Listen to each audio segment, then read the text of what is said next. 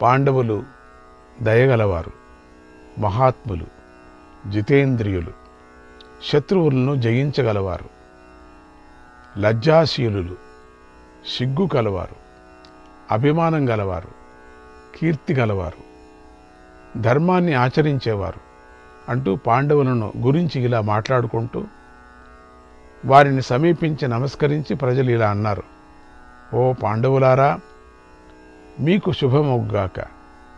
దుఃఖిస్తున్న మమ్మల్ని విడిచిపెట్టి మీరు ఎక్కడికి వెళుతున్నారు? మేము కూడా మీతోనే వస్తాం. శత్రువులైన ఈ ధృతరాష్ట్ర కుమారులు అధర్మంగా ప్రవర్తించారు, క్రూరంగా దయ లేకుండా ప్రవర్తించారు, మిమ్మల్ని మోసంతో ఓడించారు. అందుకు మేము ఎంతో బాధపడుతున్నాం, దుఃఖిస్తున్నాం. మేము మీ సేవకులం, మీ పట్ల మేము భక్తి కలవారం, మేమందరూ ప్రీతి కలవారం, ఎప్పుడూ మీ మేలే కోరుకుంటూ ఉంటాం. మేమందరూ కూడా మీ స్నేహితులం. మీరు ఖండితంగా మమ్మల్ని దూరం చేయకండి, మమ్మల్ని అనాథలు చేసి విడిచి వెళ్ళకండి. దుష్టుడైనటువంటి ఈ రాజు మాకెవరికి ఇష్టం లేదు, మాకొద్దు. దుష్టులు పాలించేటువంటి రాజ్యంలో మేము ఎట్లా ఉండగలం? ఉండలేం. మేము దుష్టుడి పాలనలో మేము జీవిస్తూ మేము చెడిపోలేము, మా వంశాన్ని నిర్వంశం చేసుకోలేము. అందుకని ఇక్కడ ఒక్క క్షణం కూడా ఉండటానికి మాకు ఇష్టం లేదు. మీతో తీసుకుపోకపోతే మేము ప్రాణాలైనా వదిలేస్తాం. మహాత్ములైన ఓ పాండవులారా, మంచి చెడుల యొక్క స్వభావం గలవారిని ఆశ్రయిస్తే కలిగే గుణదోషాలను చెబుతున్నాను వినండి. పూల యొక్క సంబంధం కలుగగానే వస్త్రం, నీరు, తీలలు అంటే భూమి కూడా వాసనను పొందుతాయి. మంచి పూల వాసన ఉంటే మల్లెపూలు, ఆ వాసన శరీరం మీద పెట్టుకుంటే శరీరం అంతా వాసన కలుగుతుంది, వస్త్రాలన్నీ వాసనతో ఉంటాయి. మంచివాళ్ళని అలాగే ఆశ్రయించిన వారి యొక్క సంబంధంతో గుణాలు ప్రభావాన్ని కూడా చూపిస్తాయి, వారి గుణాలు సంక్రమిస్తాయి. మోఘజాలస్య యోనిర్హి, మోఘజాలస్య యోనిర్హి మూఢైరేవ సమాగమగ అహన్యహని ధర్మస్య, అహన్యహని ధర్మస్య యోనిస్సాధు సమాగమగ, యోనిస్సాధు సమాగమగ. మూఢులతో నిరంతరం సాంగత్యం చేస్తే ఏమవుతుంది? మోహమే కలుగుతుంది. సత్పురుషులతో సాంగత్యం చేస్తే ధర్మమే లభిస్తుంది. తస్మాత్ ప్రాజ్ఞైశ్చ వృద్ధైశ్చ సుస్వభావై తపస్విభిః సద్భిశ్చ సహ సంసర్గః కార్యశమ పరాయణైః, కార్యశమ పరాయణైః. అందుచేత విద్వాంసులు, పండితులు, వృద్ధులు, ఉత్తమ స్వభావం కలవారు, శాంతిని కోరుతూ తపస్సు చేసుకునేవారు, సత్పురుషులు అయినటువంటి వారితో ఎల్లప్పుడూ కలిసి ఉండాలి, వారి సాంగత్యం చేయాలి. యేషాం యేషాం త్రీణ్యవదాతాని విద్యాయోనిశ్చ కర్మ చ, విద్యాయోనిశ్చ కర్మ చ తేషే వ్యాసైః సమాస్యాహి, తేషే వ్యాసైః సమాస్యాహి. శాస్త్రేభ్యోపి గరీయసి, శాస్త్రేభ్యోపి గరీయసి. నిరారంభాహ్యపి వయం పుణ్యశీలేషు సాధుషు, పుణ్యశీలేషు సాధుషు. పుణ్యమేవ పుణ్యామేఘ పాపం పాపోపసేవనాత్ పాపం పాపోపసేవనాత్. విద్యతో కానీ పుట్టుకతో కానీ కర్మతో కానీ నిర్మలంగా ఉన్నవారిని సేవించాలి. వారితో కలిసి ఉండటం శాస్త్రాన్ని అధ్యయనం చేయటం కంటే చాలా గొప్పది. మనం పుణ్యకర్మలు చేయకపోయినా పుణ్యాత్ములైన సత్పురుషులతో కలిసి ఉండటం వల్ల మనం కూడా పుణ్యం పొందుతాం. పాపాత్ములను సేవించడం వల్ల పాపాన్ని పొందుతాం.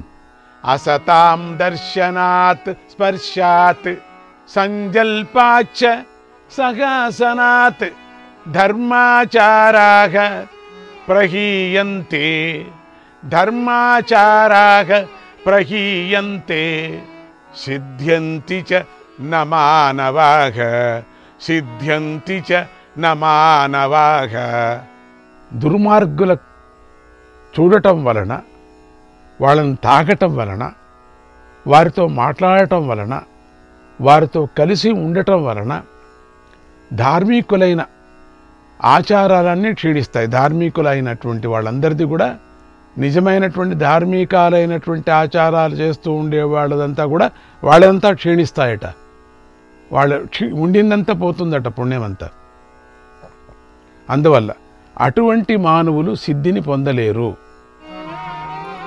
బుద్ధిశ్చహీయతే పుంసాం బుద్ధిశ్చహీయతే పుంసాం నీచైః సహ సమాగమాత్ నీచైః సహ సమాగమాత్ మధ్యమైర్మధ్యతాం యాతి మధ్యమైర్మధ్యతాం యాతి శ్రేష్టతాం యాతి చోత్తమైః.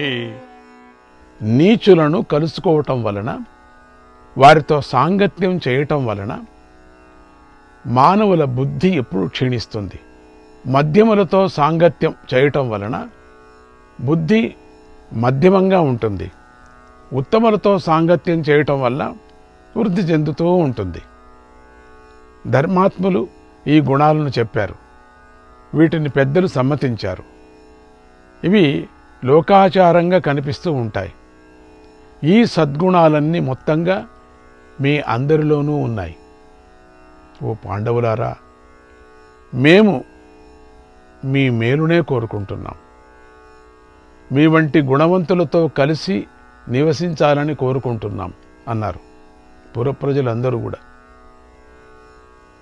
అప్పుడు ధర్మరాజు ఇలా అన్నాడు, ప్రజలారా, మేము ధన్యులయ్యాం. మా పట్ల స్నేహంతోనూ ప్రేమతోనూ మాలోని గుణాలను కూడా మీరు ఉన్నట్లుగా చెబుతున్నారు. చాలా సంతోషం. మాలో లేనటువంటి గుణాలు చెప్తున్నారు, సంతోషం. నేను నా సోదరులతో కలిసి మీ అందరికీ ఒక మాటను చెబుతున్నాను, వినండి. మీరు మా పట్ల స్నేహంతో ఉన్నారు, దయగలిగి ఉన్నారు. దాని వ్యతిరేకంగా ఎప్పుడూ ఆచరించకండి. ఇప్పుడు ఏదో ఆచరిస్తున్నారు, అది ఆచరించకండి మీరు.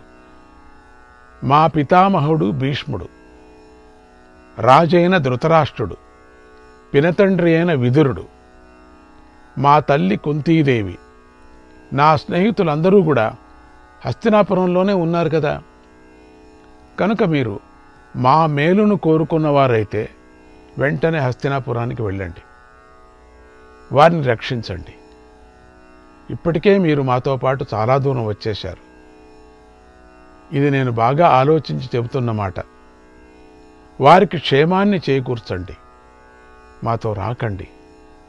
మా వారిని మీ వద్ద న్యాసంగా దాచి ఉంచానని భావించండి, మీకు అప్పగించానని భావించండి.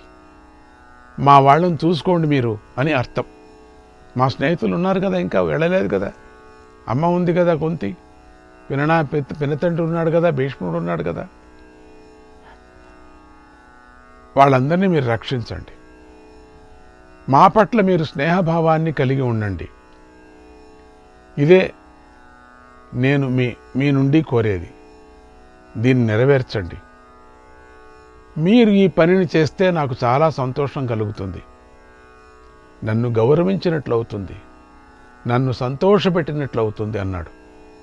ఇలా ధర్మరాజు ప్రార్థించగానే ప్రజలందరూ హా మహారాజా, అయ్యో మహారాజా, అయ్యో అయ్యో అంటూ ఆర్తనాదాలు చేశారు. ధర్మరాజు గుణాలను తలుచుకుంటూ దుఃఖించారు. తమ కోరిక తీరకుండానే వెనక్కి వెళ్ళారు. అందరూ ఏడుస్తూ ఏం చేసేది, తీసుకువెళ్ళటం లేదు. ప్రజలు వెనక్కి వెళ్ళిన తర్వాత పాండవుల రథాలనెక్కి ప్రయాణించారు. గంగా తీరం వద్ద ఉన్న ప్రమాణం అనే వటవృక్షము చెంతకు చేరారు. అక్కడ మిగిలిన పగటి భాగాన్ని గడిపారు. ఆ రాత్రి పాండవులు దుఃఖంతో గడిపారు. కేవలం గంగాజలాన్ని మాత్రమే త్రాగి ఆకలి తీర్చుకున్నారు. వారి పట్ల ప్రేమ గల కొంతమంది బ్రాహ్మణులు, మునులు మాత్రం పాండవుల వెంటే వచ్చారు. శిష్యులతోనూ బంధువులతోనూ అగ్నిహోత్రాలతో కొంతమంది, అగ్నిహోత్రాలు లేకుండా కొంతమంది పాండవుల వెంట వచ్చేశారు. వారితో కలిసి ధర్మరాజు గొప్పగా ప్రకాశించాడు. ప్రదోషకాల సమీపించింది. అది రాక్షసులకు, పిశాచాలకు సంబంధించిన సమయం. ఆ సమయంలో బ్రాహ్మణులు అగ్ని కార్యం చేశారు. పరస్పర శాస్త్ర చర్చలు చేసుకున్నారు. అలా వారు ఆ రాత్రంతా ధర్మరాజుకు ఊరట కలిగించారు. శాంతిని, ఆనందాన్ని చేకూర్చారు. శ్రీకృష్ణాయ పరమాత్మనే నమః. 2వ అధ్యాయానికి వెళుతున్నాం. ఆ రాత్రి గడిచింది, తెల్లవారింది. పాండవులు నిత్యకర్మలు పూర్తి చేసుకున్నారు.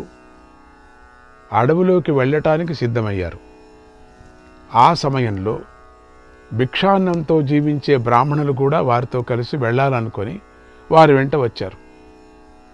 అప్పుడు ధర్మరాజు వారితో ఇలా అన్నాడు, ఓ విప్రులారా, మేము జూదంలో సమస్త ధనాన్ని ఓడిపోయాం, రాజ్యాన్ని కోల్పోయాం, సంపదను పోగొట్టుకున్నాం, ఫలాలే ఆహారంగా తింటున్నాం, దుఃఖంతో అడవికి వెళుతున్నాం. అడవిలో ఎన్నో దోషాలుంటాయి. అసలు అడవే దోషాలకు ఇల్లు వంటిది. పాములు మొదలైన భయంకరమైన జంతువులు అక్కడ తిరుగుతూ ఉంటాయి. అక్కడ మీకు చాలా కష్టం కలుగుతుంది. ఇది నిజం. మీకు కష్టం కలిగిస్తే దేవతలు కూడా బాధపడతారు. నేనెంతో బాధపడతాను. అందుచేత ఓ విప్రులారా, మీరు ఇక్కడి నుండి మీకిష్టమైన ప్రదేశాలకు వెళ్ళండి అన్నాడు. అప్పుడు ఆ విప్రులు, ఓ రాజా, మీరు ఎక్కడికి వెళితే మేము కూడా అక్కడికే వస్తాం. మీరంటే మాకు ఇష్టం. మీరు మంచి ధర్మాన్ని ఆచరిస్తూ ఉంటారు. మేము మిమ్మల్ని విడిచిపెట్టం. మీరు భక్తుల మీద జాలి చూపిస్తారు, దేవతల మీద కూడా జాలి చూపిస్తారు. మీరు అంతటి సద్గుణాలు గలవారు. మీరు సదాచారాన్ని పాటిస్తూ ఉంటారు. అలాంటి మీరు మా పైన తప్పకుండా జాలి చూపిస్తారని మేము అనుకుంటున్నాం.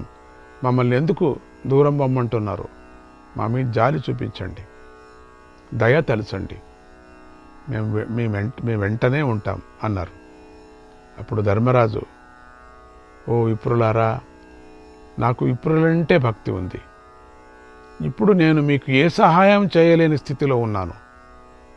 నాకదే బాధ కలిగిస్తుంది.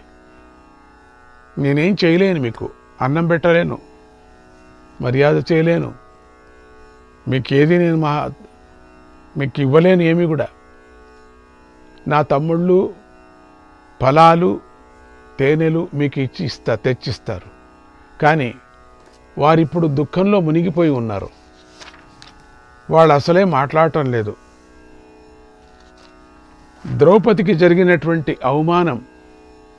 అవమానానికి ఎంతో బాధపడుతూ ఇంకా ఏడుస్తూనే ఉన్నారు. తల కూడా పైకి ఎత్తటం లేదు. రాజ్యం కోల్పోయినందుకు ఎంతో దుఃఖిస్తున్నారు. వారిని ఇంకా కష్టాల్లోకి నెట్టడం నాకు ఇష్టం లేదు. వాళ్ళని ఇప్పుడు ఫలాలు, తేనెలు తీసుకురండి అని అనటానికి నాకు ఇష్టం లేదు. అప్పుడు విప్రులు, ఓ మహారాజా, మమ్మల్ని పోషించాలని నువ్వు బాధపడకు. మేము స్వయంగా మా ఆహారాన్ని గురించి మేము చూసుకుంటాం. కనుక మా చింతను విడిచిపెట్టండి. మేమందరూ ఈ అడవిలో ఏం దొరుకుతుందో తింటాం అంతే. ఒకవేళ మృగాలకి ఆహారం మేమైపోతే అయిపోతాం. మిమ్మల్ని మీకు సంబంధం లేదు. ఇది మరి మా కర్మ అంతే. ఆహారం దొరికిందే తింటాం, మేము వెంటుంటాం. మేము మాత్రం మిమ్మల్ని విడిచిపెట్టాం. మేము వెంటే వస్తాం. మాకిష్టమైన జపాలు చేసుకుంటూ ఉంటాం, ధ్యానం చేసుకుంటూ ఉంటాం. మీకు శుభాలను కలిగిస్తాం. మిమ్మల్ని ఎప్పుడూ ఆశీర్వదిస్తూ ఉంటాం. మీకు శుభం కావాలి. ఇప్పుడు మమ్మల్ని మీరు వదలకూడదు. ఇప్పుడు ఈ విశేషాలు, ఈ మంత్రాలంతా మీరు వింటూ ఉండాలి. ఈ యజ్ఞం చూస్తూ ఉండాలి. ఈ హోమాలు, అగ్ని కార్యాలు చూస్తూ ఉండాలా. మీరు మీ మేలు కోరుకుంటాం. మీకు అందమైన కథలను కూడా చెప్తాం, జరిగినటువంటి కథలు. మీతో పాటు మేము ఆనందంగా ఉంటాం. ఈ అడవి, ఈ వనం ఎంత బాగుంది. ఇది ఈ అరణ్యం ఎంత హాయిగా ఉంది. మేము ఎప్పుడూ రాలేదు ఇక్కడికి, ఇప్పుడు వచ్చాం. అందుకని మేము మాత్రం మిమ్మల్ని వదిలేసి వెళ్ళాం అని అన్నారు. అప్పుడు ధర్మరాజు, మహాత్ములారా, నేను ఎప్పుడూ బ్రాహ్మణులతో ఆనందంగా ఉంటాను నిజమే, కానీ ఇప్పుడు నా వద్ద ధనం లేదు. నాకు అది అపకీర్తి తెస్తుందని భావిస్తున్నాను. బ్రాహ్మణుల దగ్గర ఎప్పుడు నేను నవ్వుతూ ఉంటే వాళ్ళకి ధనం ఇవ్వాలా నేను, ఒక పద్ధతి. ఇప్పుడు నా దగ్గర ఏమీ లేదు. మీరు స్వయంగా ఆహారం తెచ్చుకొని తింటూ ఉంటే నేను ఎట్లా చూస్తూ ఉంటాను? నేను చూస్తూ ఉండలేను కదా.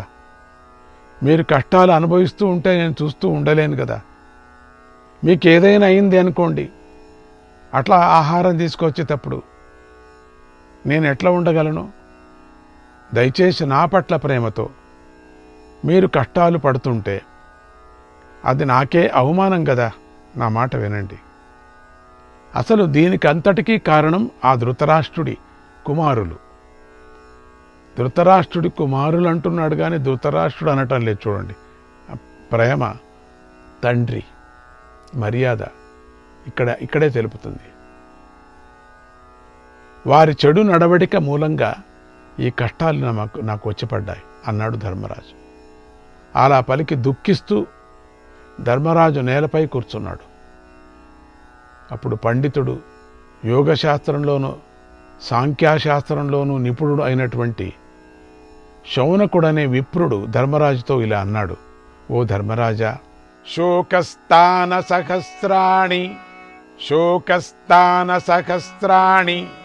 భయస్థాన శతాని చ దివసే దివసే మూఢం ఆవిశంతి న పండితం. దుఃఖించవలసిన సన్నివేశాలు, సందర్భాలు వేల కొద్దీ ఉంటాయి. అలాగే భయపడవలసిన సందర్భాలు వందల కొద్దీ ఉంటాయి. ఇంకా అది మామూలే.